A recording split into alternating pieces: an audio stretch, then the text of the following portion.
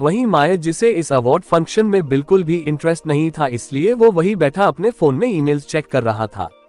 ऋषिका खुराना नाम सुनकर उसकी फोन के कीबोर्ड पर चलती उंगलियां रुक जाती है और वो अपना फेस ऊपर कर सामने स्टेज की तरफ देखता है। वही स्टेज की तरफ देखते ही माया के फेस एक्सप्रेशन एकदम से बदल जाते हैं और उसके फेस पर हैरानी के साथ साथ गुस्सा भी साफ झलकने लगा था। उसकी ब्लू आंखें ब्लड रेड होने लगी थी। उसकी नजरें अभी सिर्फ एक जगह ठहरी हुई थी। सामने स्टेज पर ऋषिका हल्की स्माइल करते हुए प्रिंसिपल सर की तरफ देख रही थी। वही सारे टीचर और प्रिंसिपल सर भी ऋषिका को देख बहुत खुश थे, क्योंकि यहाँ ऋषिका सबकी फेवरेट स्टूडेंट थी। ऋषिका को लगभग सारे स्टूडेंट्स भी जानते थे। ऋषिका को स्टेज पर देख सारे स्टूडेंट्स क्लैपिंग करने लगे थे। वही माया की नजर इस वक्त ऋषिका के बेबी बम्प पर थी, जिसे देख उसकी हाथों की मुट्ठियां कस गई थी। अभी ऋषिका ने जो गाउन पहना हुआ था उसमें ज्यादा बेबी बम्प दिखाई नहीं दे रहा था, पर उसकी प्रेगनेंसी का पता चल रहा था। तभी होस्ट माइक में विपेरिया की तरफ देखते हुए बोलता है, I request today's chief sir to come on stage and encourage the intelligent student of a college by giving her an award. वही अचानक ही ऋषिका के दिल की धड़कनें तेज हो जाती है और उसे अजीब सी घबराहट होने लगी थी। ऋषिका खुद से, ये अचानक ऐसा क्यों फील हो रहा है जैसे कि कुछ बहुत बुरा होने वाला है।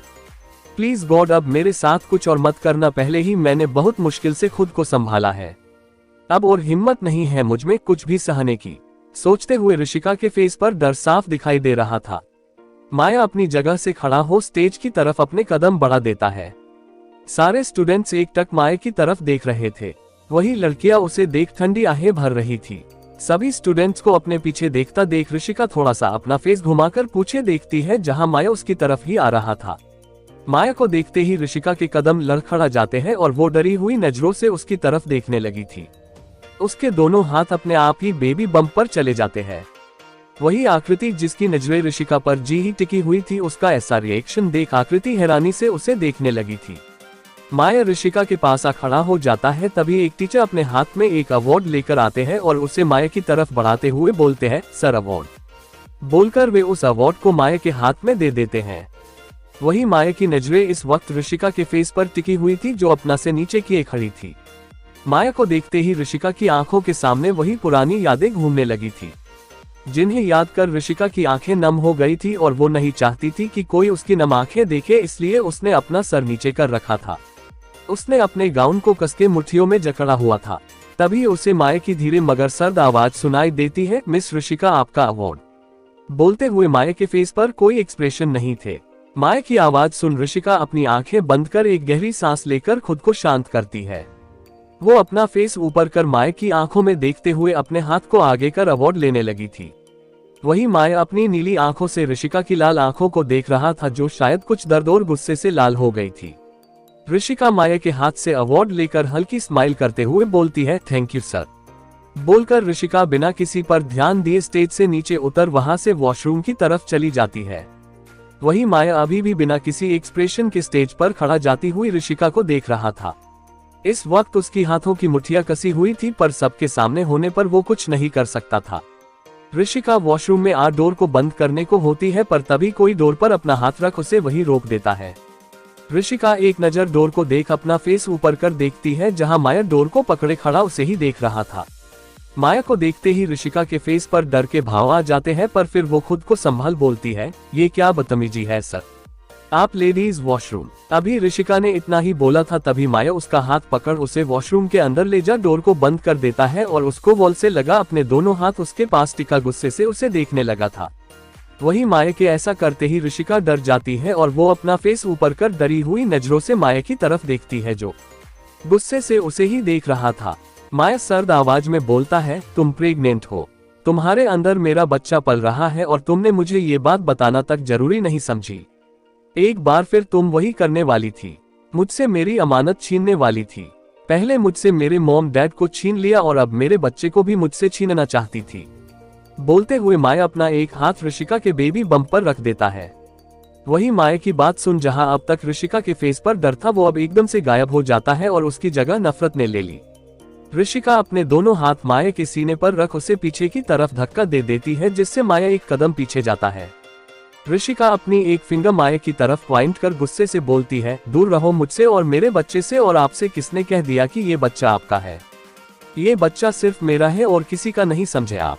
माया गुस्से से ऋषिका के पास आ उसके जबड़े को कस के पकड़ गुस्से से बोलता है, तुम्हारे कहने से सच नहीं बदल जाएगा और सच यही है कि ये मेरा बच्चा है, क्योंकि तुम्हारे अंदर इतनी हिम्मत नहीं है कि तुम किसी और के पास भी जा पाओ। तो किसी और का बच्चा तो बहुत दूर की बात है। मुझे तुमसे कोई मतलब नहीं है, मुझे सिर्फ मेरे बच्चे से मतलब है, और अगर तुमने मुझे मेरे बच्चे से दूर करने की कोशिश की तो I swear I kill you, फिर चाहे तुम प्रेग्नेंट हो या फिर कुछ और हो, आई डोंट केयर। बोलते हुए उसकी पकड़ ऋषिका के जबड़े पर कसती जा रही थी। ऋषिका अपनी पूरी ताकत लगा गुस्से से माया का हाथ अपने जबड़े से झटक कर बोलती है, हिम्मत तो अभी मेरी आपने देखी कहाँ है मिस्टर राठौर, और वैसे भी आप तो मुझसे नफरत करते हैं ना, तो फिर इस बच्चे से कैसे प्यार कर सकते हैं? ये भी तो मेरा ही अंश है, ये मेरी कोख में पल रहा है, तो फिर आप इसे कैसे प्यार कर सकते हैं? अगर आपको मुझे मारना है तो मार दीजिए, पर मैं मेरे बच्चे का साया भी आप पर नहीं पड़ने दूंगी। बोलते हुए ऋषिका की आंखें किसी अंगारे की तरह जल रही थी। ऋषिका की बात सुन माया को बहुत तेज गुस्सा आता है और वो उसके पास आ पीछे से उसके बालों को कस के पकड़ बोलता है, जो तुमने किया था उसमें इस मासूम की कोई गलती नहीं है जो मैं इससे नफरत करूंगा। ये मेरा अंश है और मैं भी देखता हूँ तुम मुझे मेरे बच्चे से कैसे दूर रखती हो। इसका बाप हूँ मैं, और इतना हक काफी है इसे मेरे पास रखने के लिए। बोलते हुए माया की पकड़ ऋषिका के बालों पर एकदम से कस जाती है, जिससे ऋषिका की एक हल्की सी चीख निकल जाती है और साथ में उसकी आंखों से आंसू भी बह जाते हैं। ऋषिका माया के हाथ पर अपना हाथ रख उसकी आंखों में देखते हुए बोलती है, बहुत गलत कर रहे हैं आप माया। पहले आपने मुझे मेरी फैमिली से दूर कर दिया और अब आप मुझे तकलीफ देने के लिए मेरे बच्चे से दूर करना चाहते हैं। आपको नफरत है ना मुझसे? चलो आज इस नफरत की वजह को ही खत्म कर देते हैं। बोलते हुए ऋषिका की नजर पीछे मिरर में माया की कमर में टंगी गन पर थी। वही माया ऋषिका की कही बात का मतलब समझ पाता उससे पहले ही ऋषिका अपना हाथ पीछे ले जाकर उसकी गन को निकाल उसकी तरफ पॉइंट कर देती है। वही ऋषिका के ऐसा करने पर माया के फेस एक्सप्रेशन एक पल के लिए चेंज हुए, पर फिर उसके फेस पर स्माइल आ जाती है, जिसे देख ऋषिका हैरानी से उसकी तरफ देखते हुए बोलती है, मैं कोई मजाक नहीं कर रही, मैं सच में गोली चला दूंगी। बोलते हुए ऋषिका की आंखों से आंसू बह रहे थे। माया ऋषिका के हाथों की तरफ देखता है जो कांप रहे थे, जिन्हें देख उसकी स्माइल और लंबी हो जाती है और वो ऋषिका के हाथ पर अपना हाथ रख गन को खुद के फहद पर पॉइंट कर बोलता है, इस गलतफहमी में मत रहना कि मुझे मौत से डर लगता है। मैं जो काम करता हूँ वहाँ अपनी मौत हथेली पर लिए घूमते हैं। चलाओ गोली, में भी देखता हूँ तुम में कितनी हिम्मत है। बोलते हुए माया ऋषिका की आंखों में देख रहा था, जिसकी आंखों से आंसू पानी की तरह बह रहे थे। ऋषिका माया को धक्का दे खुद से दूर कर देती है। वही ऋषिका के धक्का देने पर माया 2-3 कदम पीछे हो जाता है और वो बिना किसी एक्सप्रेशन के ऋषिका को देख रहा था, जो उसे देख स्माइल कर रही थी, जिसे देख अब माया के फेस पर हैरानी के भाव जा जाते हैं। ऋषिका स्माइल करते हुए बोलती है, जिससे मोहब्बत करते हैं ना उस पर एक चोट भी बर्दाश्त नहीं कर सकते तो मारना तो बहुत दूर की बात है। क्या हुआ अगर मैं आपको खत्म नहीं कर सकती पर खुद को तो कर सकती हूँ। बोलते हुए ऋषिका गन को अपने फहद पर पॉइंट कर ट्रिगर पर अपनी फिंगर रख लेती है। ऋषिका माया की तरफ देख बोलती है, मुझे मरना मंजूर है पर अपने बच्चे पर आपकी परछाई तक मंजूर नहीं है। बोलते हुए उसकी पकड़ ट्रिगर पर कसती जा रही थी। वही ऋषिका के ऐसा करते ही माया का दिल जोरों से धक धक करने लगा था और जिस चेहरे पर कभी डर नहीं दिखता था वो चेहरा अभी डर से पीला पड़ा हुआ था। माया ऋषिका की तरफ अपना एक कदम आगे बढ़ाते हुए बोलता है, लिटिल गर्ल बेवकूफी मत करो और इस गन को नीचे करो, तुम ऐसा कुछ नहीं करोगी। बोलते हुए माया ऋषिका की तरफ अपने कदम बढ़ा रहा था। ऋषिका माया की तरफ देखते हुए बोलती है, क्यों, आपको तो खुश होना चाहिए ना, आपकी नफरत की वजह आज मैं खुद खत्म कर रही हूँ। बोलते हुए ऋषिका का एक हाथ अपने पेट पर और दूसरे हाथ से उसने गन को पकड़े हुए खुद के फहद पर पॉइंट की हुई थी। माया ऋषिका के पास आने लगा था, तभी ऋषिका जोर से तेज आवाज में बोलती है, मेरे पास आने की सोचना भी मत वरना मैं सच में गोली चला दूंगी। बोलते हुए उसकी फिंगर ट्रिगर पर कस जाती है। माया ऋषिका की बात को इग्नोर कर जल्दी से उसके पास जा उससे गन छीनने को होता है, तभी ऋषिका ट्रिगर दबा देती है जिससे पूरे वॉशरूम में गन शॉट की आवाज गूंज जाती है। वही माया ऋषिका के पास खड़ा गुस्से से उसे देख रहा था जिसकी आंखें अभी बंद थी।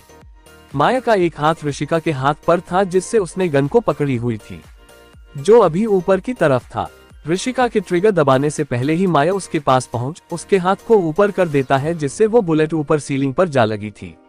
माया ऋषिका के हाथ से गन खींच उसे दूसरी तरफ फेंक देता है और वो उसके जबड़े को कस के पकड़ उसका फेस अपनी तरफ कर उसकी बंद आंखों को देखते हुए बोलता है, तुम्हें क्या लगता है तुम्हें तकलीफ में देखकर मुझे बहुत सुकून मिलता है।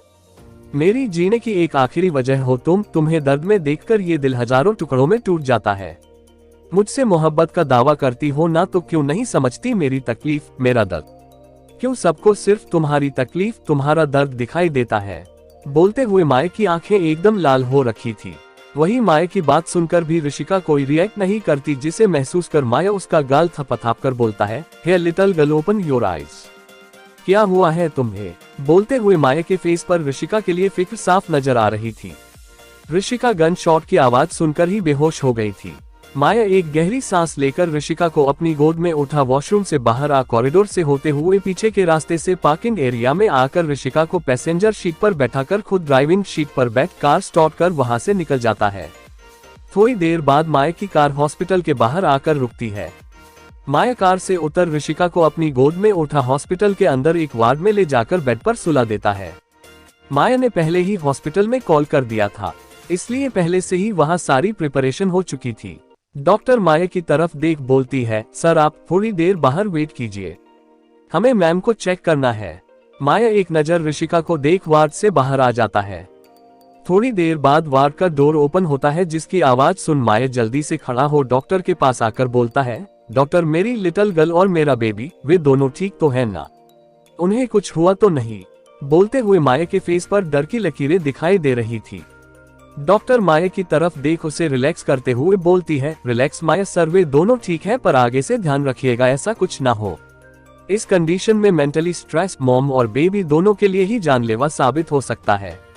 अभी मैंने उन्हें कुछ इंजेक्शन दिए हैं जिनसे वो गहरी नींद में है, अब उन्हें कल सुबह ही होश आएगा। बोलकर डॉक्टर वहां से चली जाती है।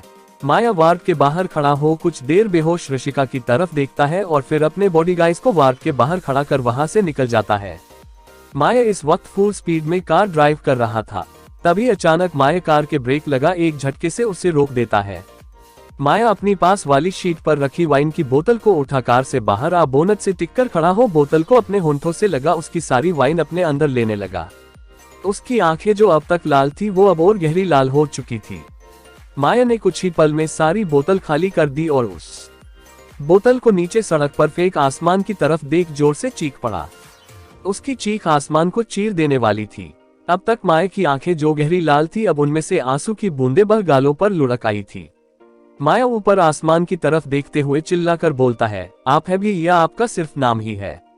बोलकर माया वही रोड पर घुटनों पर गिर जाता है और नीचे देखते हुए, क्यों दुनिया की सारी तकलीफ आपको मुझे ही देनी है? पहले मुझसे मेरे मॉम डैड को छीन लिया, मुझसे मेरी मोहब्बत को छीन लिया, जो नहीं करना चाहता था वो भी किया, पर इसके बदले मुझे क्या मिला? सिर्फ नफरत। मोहब्बत का वहम था, आज वो भी तोड़ दिया।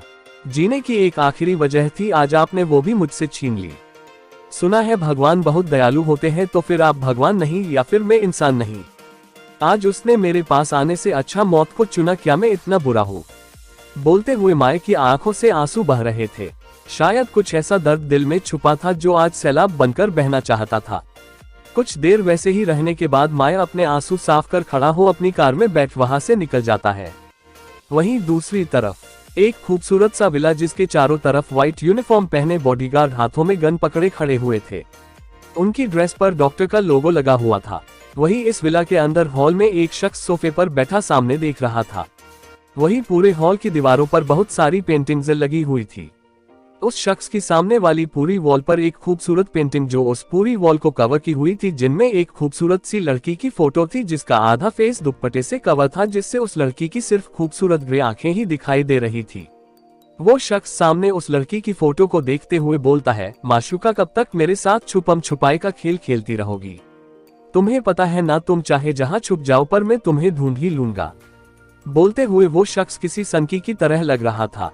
तभी उसका फोन रिंग करता है, जिसे सुन वो अपना फोन उठा कान पर लगा सर्द आवाज में बोलता है, अगर इस बार भी तुमने ना कहा तो अपनी मौत के लिए तैयार रहना। बोलते हुए उसका फेस गुस्से से कांप रहा था। तभी दूसरी तरफ से कुछ कहा जाता है, जिसे सुन उस शख्स के फेस पर खतरनाक स्माइल आ जाती है और वो सामने उन पेंटिंग्स को देखते हुए बोलता है, जेट रेडी करो, हम अभी चल रहे हैं।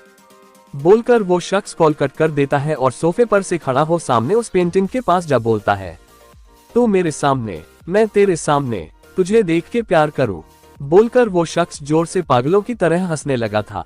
वहीं उसकी ऐसी हंसी सुन हॉल में जितने भी सर्वेंट काम कर रहे थे वो डर से कांपने लग जाते हैं। थोड़ी देर ऐसे ही हंसने के बाद वो शख्स एकदम से हंसना बंद कर सामने पेंटिंग की तरफ देखते हुए बोलता है, माशूका तुम बहुत जल्द मेरे पास होगी और इस बार मैं तुम्हें कहीं नहीं जाने दूंगा। आ रहा हूँ एक बार फिर तुम्हारी लाइफ में विलन बनकर। बोलकर वो फिर से हंसने लगा था।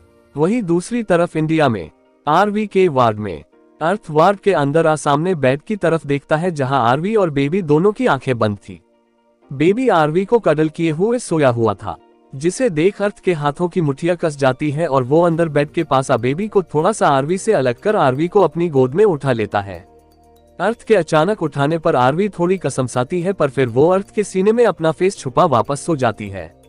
वही बेबी जो अब तक सोया हुआ था, अचानक वो अपनी आंखें खोल अपने चारों तरफ देखता है और आरवी को खुद के पास न देख वो रोना शुरू कर देता है।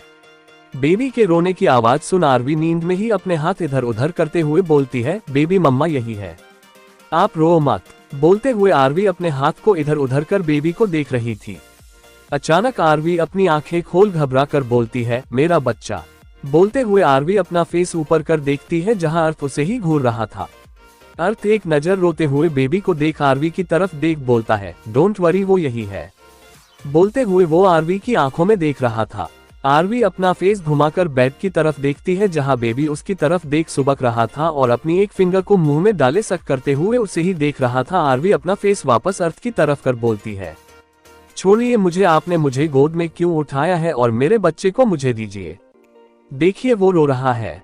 बोलते हुए आरवी बेबी की तरफ देख रही थी। अर्थ आरवी की तरफ देख बोलता है, तुम्हें डिस्चार्ज मिल चुका है तो हम अभी खुराना मेंशन जा रहे हैं। बोलकर अर्थ आरवी को लिए हुए ही थोड़ा नीचे झुकता है, जिससे आरवी अपने दोनों हाथ आगे बढ़ा बेबी को अपनी गोद में ले लेती है। बेबी आरवी की गोद में आते ही एकदम से चुप हो जाता है, जिसे देख अर्थ अपनी एक भौं ऊपर चढ़ाते हुए, अभी तो इतना रो रहा था और मेरी वाइफ की गोद में आते ही चुप भी हो गया, सोचते हुए अर्थ वार्ड से बाहर मेन डोर की तरफ अपने कदम बढ़ा देता है। अर्थ पार्किंग एरिया में आरवी को पैसेंजर सीट पर बैठा खुद ड्राइविंग सीट पर आकर बैठ कार स्टार्ट कर देता है। वही बेबी आरवी की गोद में आते ही वापस सो चुका था।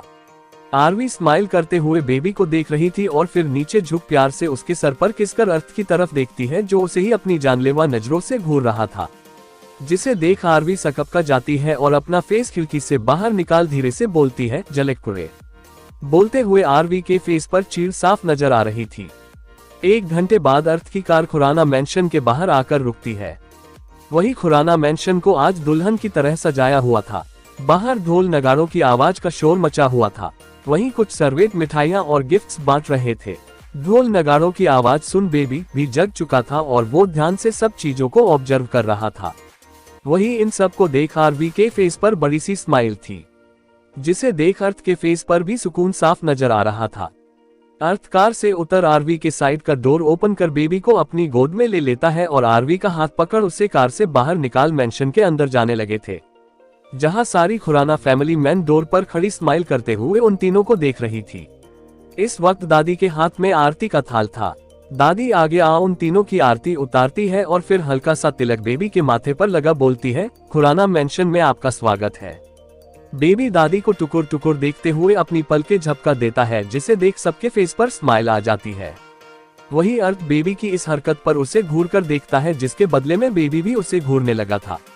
वे तीनों अंदर आते हैं, तभी अर्थ का फोन रिंग करता है, जिसकी आवाज सुन अर्थ बिना देखे ही कॉल कट कर बेबी को दादी की गोद में दे आरवी को अपनी गोद में उठा लेता है। दादी और मानवी जी बेबी को लेकर मंदिर की तरफ चली जाती है और उनके पीछे ही आयु और मानवेंद्र जी भी चले जाते हैं।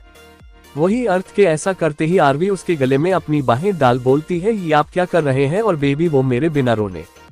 तभी अर्थ उसकी बात बीच में काट लिफ्ट की तरफ जाते हुए बोलता है, वो अभी अपनी ग्रैंडमा के पास है और उसे अभी तुम्हारी जरूरत नहीं है, पर तुम्हें अभी रेस्ट की जरूरत है, इसलिए चुपचाप गुड गर्ल की तरह रेस्ट करो। बोलते हुए अर्थ आरवी को लिफ्ट में ला ऊपर के फ्लो का बटन प्रेस कर देता है।